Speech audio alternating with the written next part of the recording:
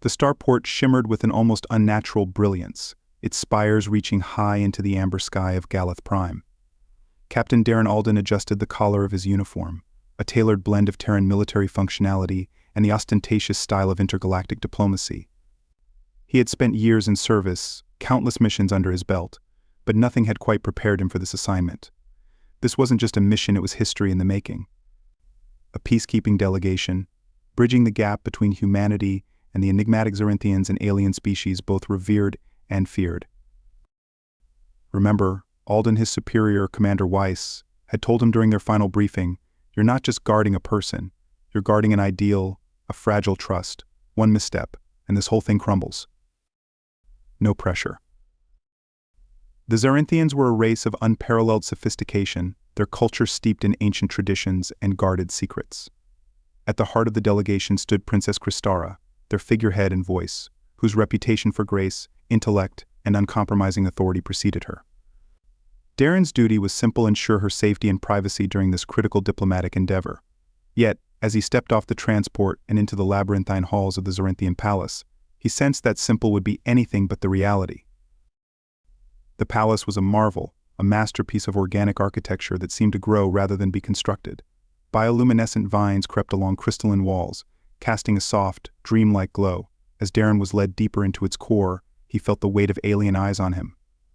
Xerinthians, tall, elegant beings with iridescent skin that shimmered like polished opal, regarded him with an inscrutable mix of curiosity and aloofness.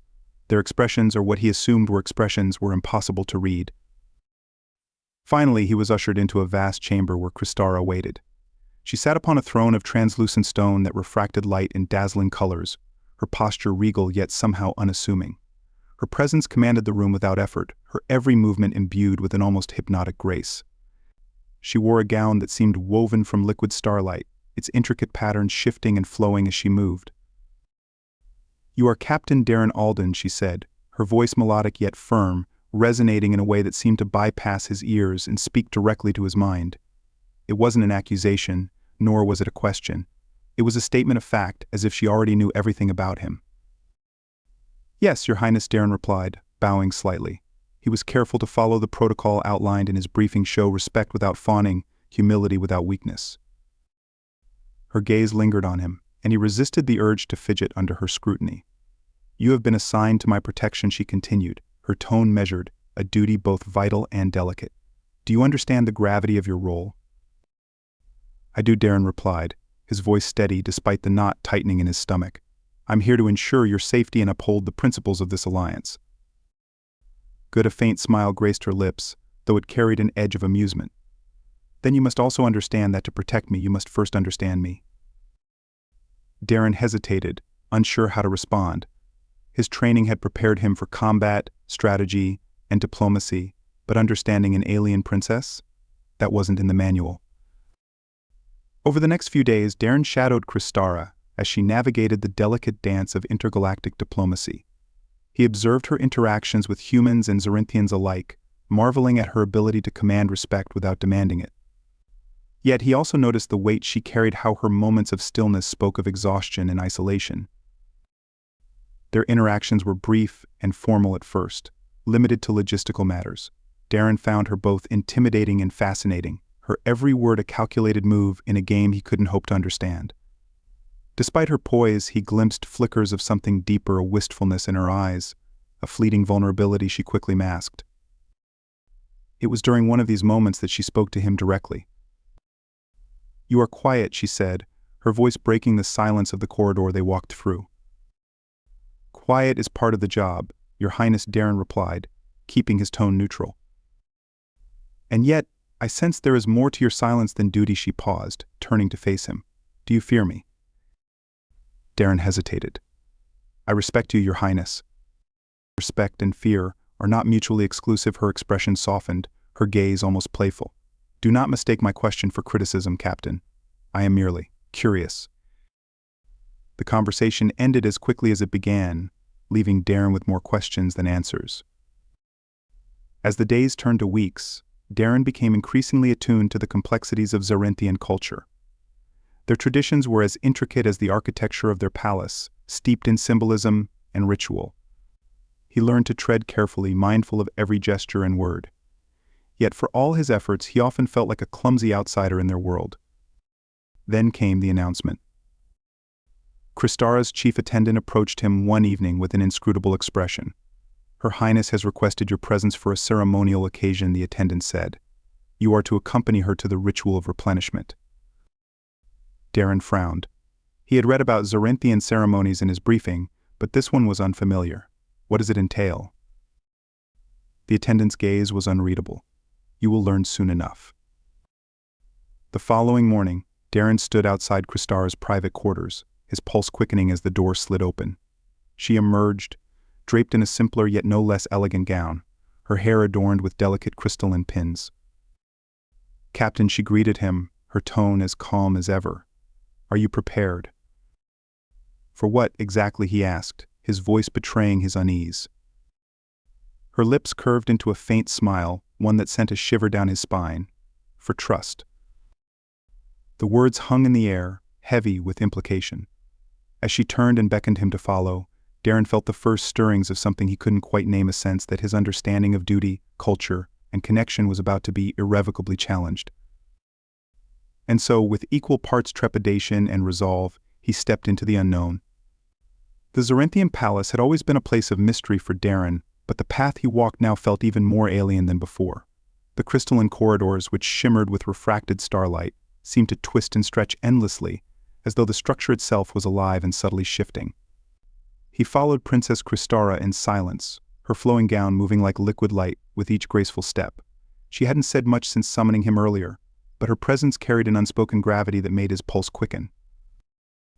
At last they arrived at a set of massive doors carved from a material that seemed neither metal nor stone, but something in between, a translucent surface that hummed faintly under his fingertips. The attendants flanking the entrance bowed low as Kristara approached. Without a word, the doors slid open, revealing a chamber unlike anything Darren had ever seen. The air inside was warm and humid, carrying a faint scent of something floral and unfamiliar. The room glowed with soft hues of blue and gold, the light emanating from bioluminescent plants woven into the walls. At the center was a pool, its waters shimmering with a strange iridescence. Steam rose in gentle tendrils, curling toward the high, domed ceiling. Along the edges of the room, crystalline sculptures jutted out like jagged stars, their surfaces reflecting and amplifying the light in mesmerizing patterns. "Welcome to the sanctum of renewal," Kristara said, her voice breaking the spell of silence. She turned to face him, her expression calm but unreadable. "This is a sacred space, reserved for moments of deep reflection and connection. Today, it will serve another purpose." Darren stiffened slightly, unsure of what to expect. "What purpose, Your Highness?"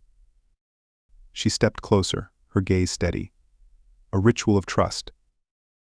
The words hung in the air like a challenge, and Darren felt his throat tighten. He had heard of Zorinthian rituals, elaborate ceremonies steeped in symbolism, but none of his briefings had prepared him for this. Still, he kept his expression neutral, unwilling to show hesitation in the presence of the princess. Kristara gestured toward the pool, its surface rippling, as if alive. "In my culture, trust is not given lightly. It must be earned and demonstrated. This ritual, the ritual of replenishment, is an ancient practice among my people. To partake in it is to share in vulnerability, to bridge the gap between our differences." Darren blinked, trying to process her words. "You're asking me to participate in this ritual?" "I am," she replied, her tone firm but not unkind. "As my protector, you must understand that your duty extends beyond physical safety. To truly serve, you must align yourself with the traditions that define who I am." The enormity of her request began to sink in. The pool, the humid air, the glowing walls, it was all part of a deeply personal and sacred experience, one he was now being invited into. Or perhaps invited wasn't the right word. The weight in Kristara's voice made it clear that this wasn't optional. It was a demand wrapped in diplomacy, a test cloaked in ritual. "What does the ritual involve?" he asked, his voice betraying only a hint of apprehension.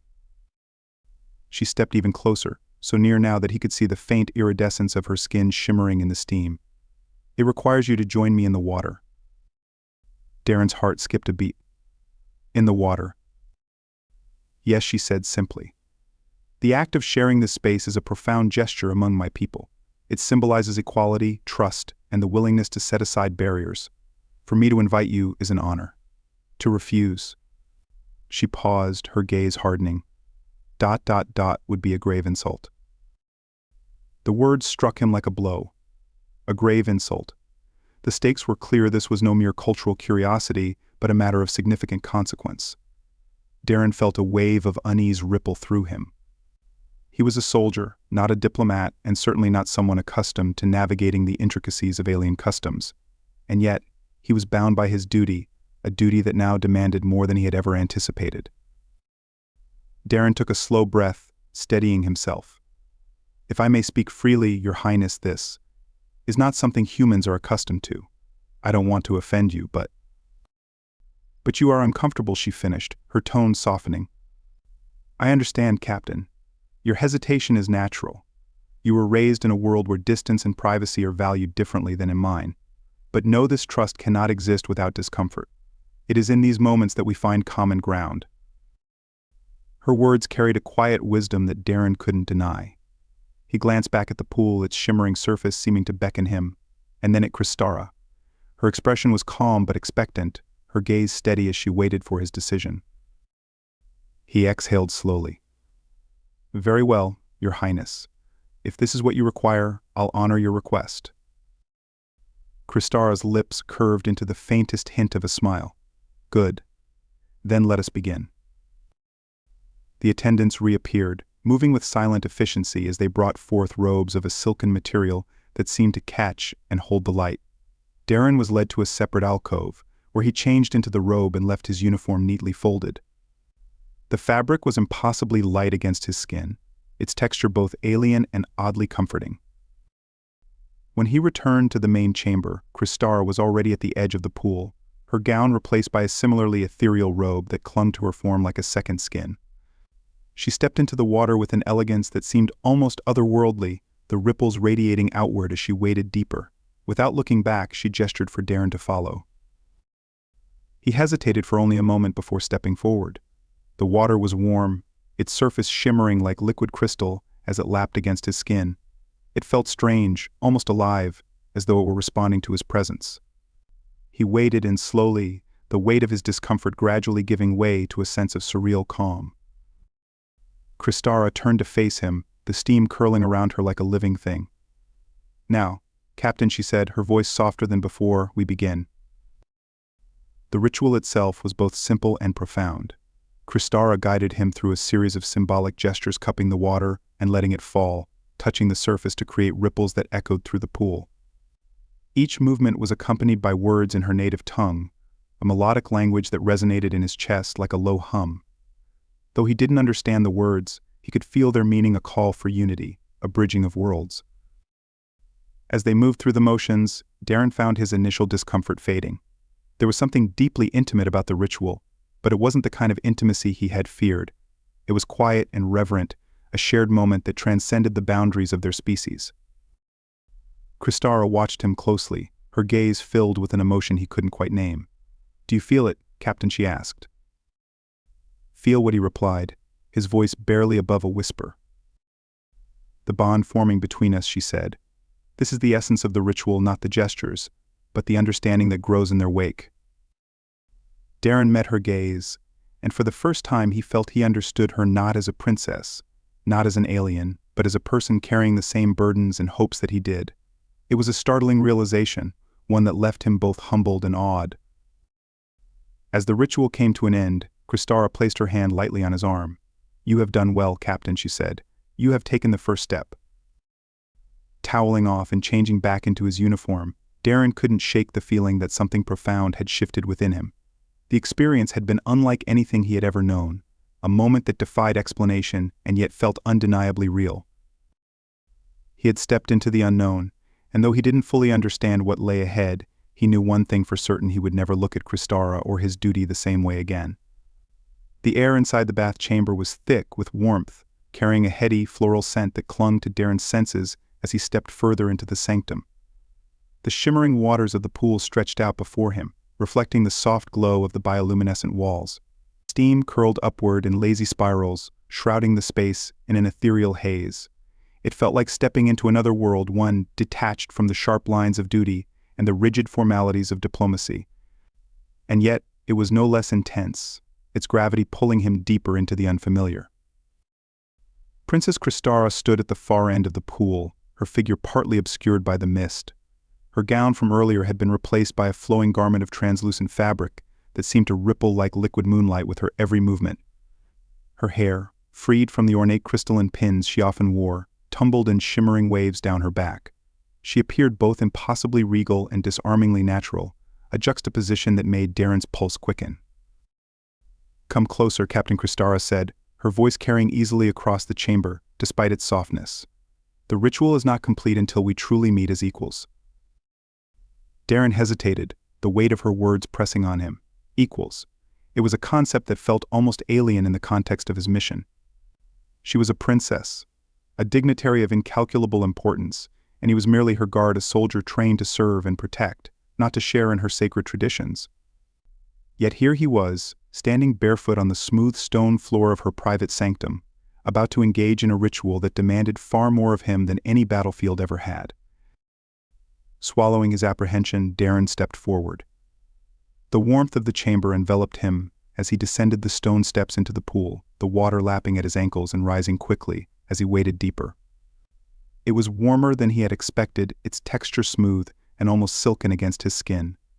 The pool seemed alive in a way that defied logic, its surface shimmering with colors that shifted and danced as though responding to their movements. Kristara watched him closely as he approached, her expression unreadable. When he finally stood before her, the water up to his chest, she gave a slight nod of approval. "Good," she said, "you have crossed the threshold. Now we begin." Kristara raised her hands, her fingers tracing delicate patterns in the air. The shimmering water responded, rippling outward in perfect symmetry. "This is a space of reflection," she said, her tone gentle yet commanding. "Here we strip away the layers that separate you as titles, duties, even species, and see one another as we truly are." Darren tried to focus on her words, but his attention was drawn to the water itself. It was unlike anything he had ever encountered, its shifting colors and textures creating the illusion of a living entity. When he moved his hand through it, it felt as though the water pushed back ever so slightly, as if acknowledging his presence. Captain Kristara said, drawing his attention back to her, "Close your eyes." He hesitated, but the intensity of her gaze left no room for argument. Slowly he closed his eyes, the warmth of the chamber, and the gentle sound of the water filling his senses. "Breathe deeply," she instructed. "Feel the weight of the water, the rhythm of the chamber. Let it remind you of the vastness of the universe and the smallness of your fears." The words, though simple, struck a chord within him. Darren took a slow breath, letting the humid air fill his lungs. The tension in his shoulders began to ease, replaced by a strange, floating sensation. He felt as though he were drifting, unmoored from the rigid constraints of duty and expectation. "Now open your eyes." When he did, the sight before him took his breath away. The room, already beautiful, now seemed to pulse with life. The walls glowed brighter, their bioluminescent patterns shifting in time with the ripples of the pool. The water itself seemed deeper, its colors more vibrant, as though it had been waiting for him to truly see it. Kristara moved closer, her gaze never leaving his. "Do you see it now?" she asked. "See what?" he replied, his voice barely above a whisper. "The connection," she said. "The threads that bind all things, the water to the air, the stars to the void, you to me." Her words unsettled him, not because they were alien, but because they felt too familiar. He had always thought of himself as a solitary figure, defined by his discipline and duty. Yet here, in this sacred space, he couldn't ignore the strange sense of belonging that was beginning to take root. As the ritual continued, Kristara guided him through a series of symbolic gestures. She showed him how to cup the water and let it fall, how to touch its surface to create ripples that echoed outward. Each motion was deliberate, a quiet act of reverence that spoke of harmony and balance. Though Darren didn't fully understand the significance of each gesture, he followed her lead, the rhythm of the ritual calming his racing thoughts. At one point, Kristara spoke words in her native tongue, a melodic language that resonated in his chest like the hum of a distant star. Though he couldn't understand the words, their meaning seemed to seep into his consciousness, filling him with a profound sense of peace. "What are you saying?" he asked softly. "They are words of unity," she replied. "A reminder that though we are different, we are not so different. You, a man of duty. Me, a woman of tradition. Both of us bound by the weight of expectation, yet seeking something beyond it." Her gaze softened as she studied him. "Do you see now, Captain? This is not merely a ritual. It is a moment, a chance to set aside the roles we play and find something true." Darren's throat tightened at her words. He wanted to respond, to tell her that he understood, but the words wouldn't come. Instead, he simply nodded, the weight of the moment rendering him silent. As the ritual drew to a close, Kristara placed her hand lightly on his shoulder. Her touch was warm, her fingers delicate yet firm. "You have done well," she said, her voice carrying a note of approval. "You have opened yourself to this moment, and in doing so, you have honored me and my people." Darren felt a surge of emotion he couldn't quite name. It wasn't pride, exactly, nor was it relief. It was something deeper, something he hadn't felt in a long time. Perhaps ever. "Thank you, Your Highness," he said, his voice steady despite the storm within him, "for trusting me." Her lips curved into a faint smile. "Trust is a beginning, Captain." And this, she gestured to the shimmering pool around them. "This is only the first step." As they emerged from the water and returned to the cooler air of the changing chambers, Darren couldn't shake the feeling that something fundamental had shifted within him. The ritual had been more than a duty, more than a test of his adaptability. It had been an awakening, a glimpse into a world far richer and more complex than he had imagined. He glanced at Kristara as she disappeared into her private chamber, her figure once again shrouded in her regal robes. For the first time, he didn't see her as a distant figure of authority or an alien dignitary. He saw her as a person, one who carried burdens as heavy as his own. And as he dressed and prepared to resume his post, one thought lingered in his mind, clear and undeniable: nothing will ever be the same again.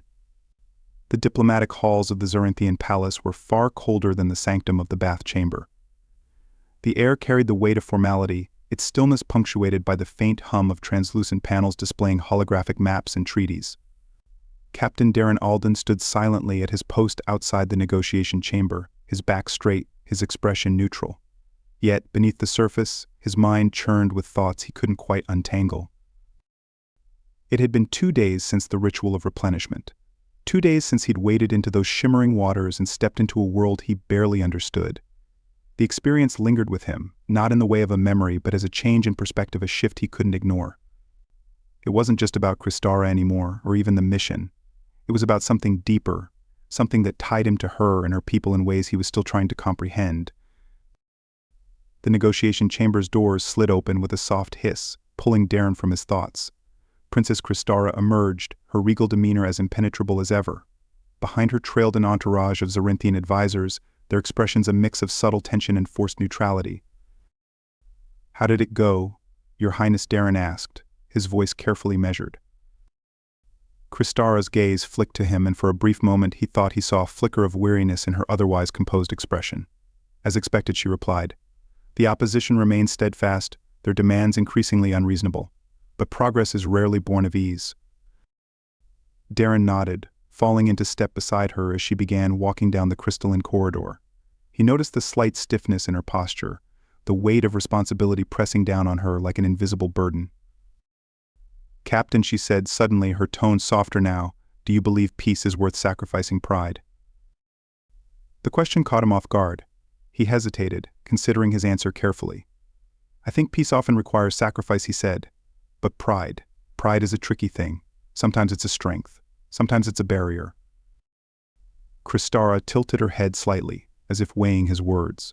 "Wise if cautious," she said, "perhaps too cautious for the days ahead." Later that evening, Darren found himself summoned to Kristara's private chamber, a rare occurrence that sent a ripple of unease through him. Her quarters were as grand as they were intimate, a delicate blend of opulent design and subtle comfort. The walls shimmered faintly with ever-shifting light, and the air was filled with the same floral scent that had permeated the bath chamber. Kristara was seated on a low, crescent-shaped couch, her gaze fixed on a small holographic display hovering before her. The image depicted a map of intergalactic territories, overlaid with red markers indicating contested zones. "You summoned me, Your Highness," Darren said, standing at attention just inside the doorway. "Yes," she replied, gesturing for him to approach. As he stepped closer, she dismissed the hologram with a flick of her wrist. "There is a matter I wish to discuss, one that concerns both our peoples." Darren sat on the edge of a nearby chair, his posture stiff. "I'm listening." Kristara leaned forward, her eyes locking onto his with an intensity that made him feel as though she were peering into his very soul. "There is a faction among my people," she began, "one that opposes the peace we seek. They believe the Zarinthian way of life is incompatible with humanity's, that our traditions and beliefs would be diluted by such an alliance." "I've read reports of this faction," Darren said. "The Veil of Purity, correct?" She nodded. "They are more than dissenters, they are radicals. And I fear they may attempt to disrupt the negotiations violently, if necessary." Darren felt a chill creep up his spine. "You're saying they might target the delegation?" "Yes," she said, her voice heavy with concern. "But more than that, they might target me. My death, in their eyes, would symbolize the end of this alliance before it can truly begin." The weight of her words settled over him like a leaden cloak. Protecting her had always been his mission, but now it felt more urgent, more personal. He had seen a glimpse of the person behind the title, and the thought of harm befalling her was unbearable. "What do you need from me, Your Highness?" he asked, his voice steady despite the tension coiling within him. She regarded him for a long moment, her gaze softer now. "Your vigilance," she said, "your judgment, and your trust." "You have them," he replied without hesitation. Her lips curved into a faint smile. "Then let us ensure this alliance survives the storm." The storm came the following day. The delegation had gathered in the Grand Hall of Accord, a vast chamber designed to inspire unity with its soaring ceilings and intricate mosaics depicting moments of intergalactic peace.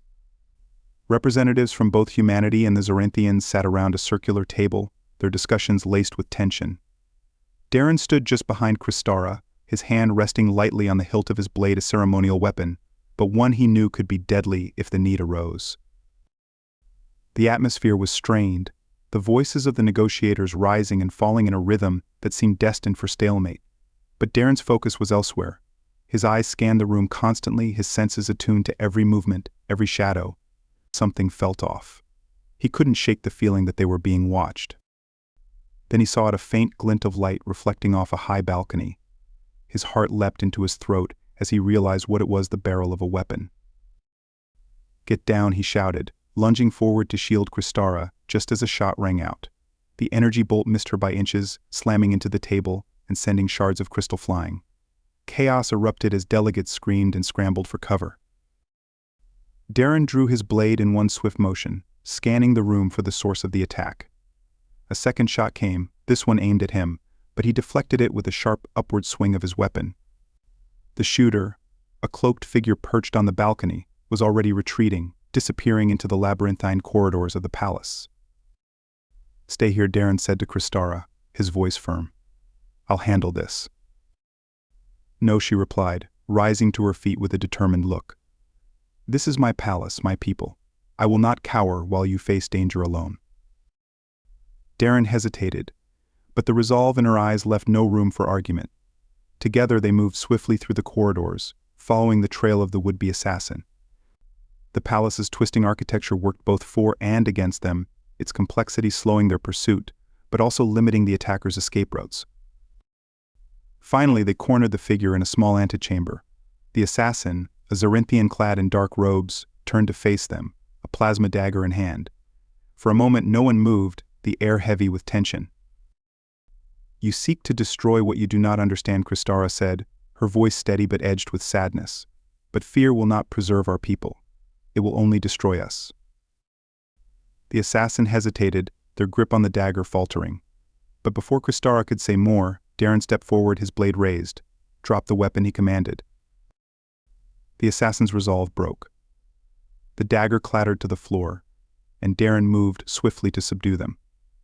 As he secured the assailant, he glanced back at Kristara, who stood tall, despite the danger she had just faced.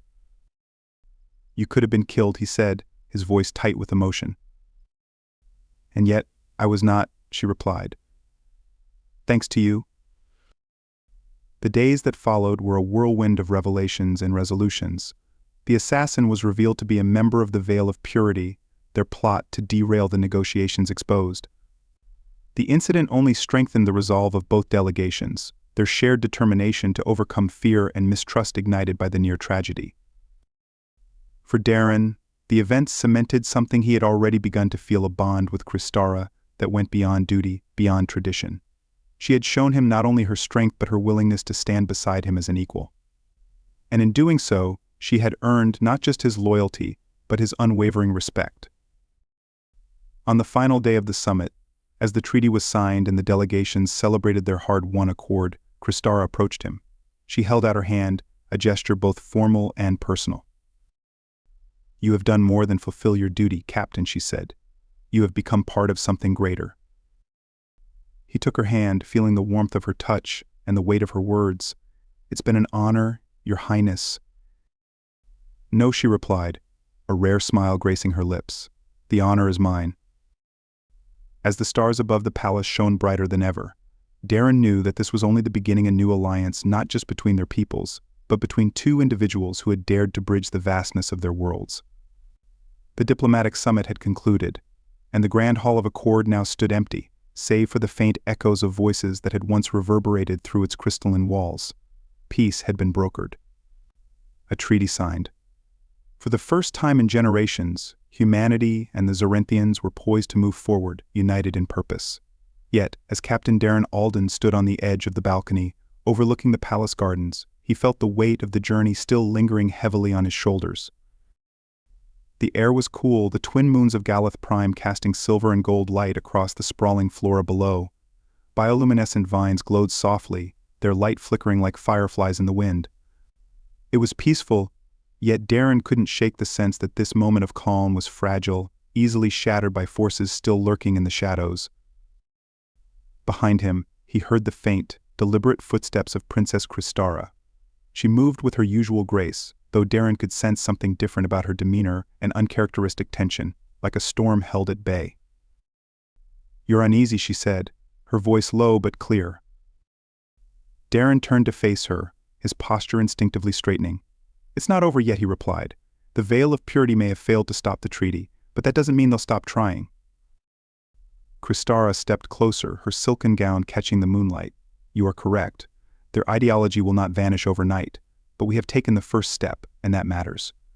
Progress always begins as a fragile thing." He nodded, his gaze drifting back to the gardens. "Fragile things need protecting." "And yet," she said, "sometimes it is the act of protecting that gives them strength." Her words carried a weight that drew his attention fully to her. For a moment they stood in silence, their shared experiences forming an unspoken bond between them. It was Kristara who broke the quiet. "There is something I must ask of you, Captain," she said, her tone uncharacteristically hesitant. "Something that extends beyond your official duties." Darren raised an eyebrow. "I'm listening." Kristara led him to a chamber he had not yet seen, a small, circular room deep within the palace. It was dimly lit, the walls adorned with intricate carvings that seemed to pulse faintly with their own inner light. At the center of the room was a pedestal, and atop it rested a small, crystalline object, a sphere that shimmered with a light too vibrant to be entirely natural. "This," Kristara said, gesturing to the sphere, "is the Nexus Stone. It is a relic of my people, a repository of our history, our wisdom, and our connection to the universe. It is also a symbol of our sovereignty." Darren stepped closer, his eyes fixed on the artifact. The energy radiating from it was almost tangible, like a gentle hum pressing against his skin. "Why are you showing me this?" he asked. "Because it is in danger," she replied. "The Veil of Purity sees the Nexus Stone as the ultimate representation of the alliance they despise. They will stop at nothing to destroy it. And if they succeed, it would fracture my people's unity and jeopardize everything we have achieved." Her words sent a chill through him. "You think they're planning another attack?" Kristara nodded. "I do, and I need someone I trust to safeguard the Nexus Stone until it can be relocated to a more secure location." Darren's breath caught. Her trust in him had been growing steadily, but this this was something far greater. The Nexus Stone wasn't just a cultural artifact, it was the heart of her people's identity. Entrusting its protection to him was an act of faith so profound, it left him momentarily speechless. Finally, he found his voice. "I'll do it." The journey began at dawn. Darren, Kristara, and a small contingent of trusted Zarinthian guards departed the palace under the cover of the early morning mist. Their destination was a remote sanctuary hidden deep within the crystalline forests of Galith Prime, a place known only to a select few. The Nexus Stone was encased in a protective vessel, its energy dampened to avoid detection. Darren carried it in a satchel slung across his chest, its weight a constant reminder of the stakes. The crystalline forest was unlike anything Darren had ever seen. The trees were translucent, their trunks catching and refracting the light in brilliant patterns. The air hummed faintly, a sound that seemed to come from the forest itself. Yet for all its beauty, the forest was also treacherous. The terrain was uneven, and the ever-shifting light made it difficult to judge distances. The group moved cautiously, their senses on high alert. Darren took the lead, his hand resting on the hilt of his blade. Kristara followed closely behind, her presence a steadying force amidst the tension. It was halfway through the journey that they encountered the first sign of trouble. Darren halted abruptly, raising a hand to signal the group. The others froze, their eyes scanning the dense foliage. At first there was nothing, just the faint hum of the forest. But then, from somewhere in the distance, came the unmistakable sound of movement. It was subtle, almost imperceptible, but Darren's instincts screamed danger. "They've found us," he said, his voice low. Kristara's expression remained calm, but her eyes betrayed a flicker of concern. "How many?" "Hard to say," Darren replied, drawing his blade. "But they're closing in." The ambush came swiftly. Shadows moved through the forest with unnatural speed, their cloaked forms blending seamlessly with the surroundings. Energy bolts whizzed through the air, their impact sending shards of crystal flying. "Defensive formation," Darren barked, the Zarinthian guards quickly forming a protective circle around Kristara. Darren moved with precision, his blade deflecting incoming projectiles with practiced ease. The attackers, members of the Veil of Purity, fought with ruthless efficiency, their movements coordinated and deadly. But Darren had faced worse odds before. He pressed forward, his strikes calculated, each one aimed to disarm rather than kill. Amid the chaos, he caught sight of Kristara. She stood tall within the protective circle, her presence a beacon of calm. Though unarmed, she exuded a quiet strength that seemed to inspire the guards around her. "We need to move," Darren shouted over the fray. "We're sitting targets here." Kristara nodded, her voice cutting through the noise. "To the sanctuary. It's our only chance." The battle became a running skirmish as they made their way through the forest. The attackers pursued them relentlessly, their numbers seemingly endless. Darren's muscles burned, his breath coming in short, sharp bursts, but he refused to falter. The Nexus Stone was still secure, and that was all that mattered.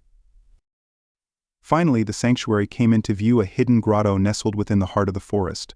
Its entrance was concealed by cascading vines, the air around it shimmering with protective energy. As the group approached, Kristara raised her hand, uttering a series of words in her native tongue. The energy field parted, allowing them entry. The moment they were inside, the field sealed itself behind them, cutting off the attackers. The sudden silence was almost deafening. Inside the sanctuary, Darren collapsed against a crystalline wall, his chest heaving. The satchel containing the Nexus Stone was still slung across his body, its weight now feeling more significant than ever. Kristara approached him, her expression one of quiet gratitude. "You have done more than I could have asked, Captain," she said softly. Darren shook his head, pushing himself upright. "It's not over yet. They'll regroup and try again." "Perhaps," she said. "But for now we have a moment of respite, and for that I am grateful." Their eyes met, and in that moment the weight of their shared experiences seemed to dissolve the barriers between them.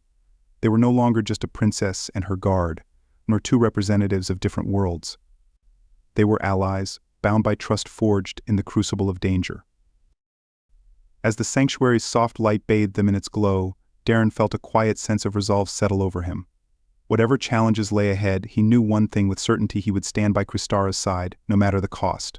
Together, they would face whatever the future held, and they would endure.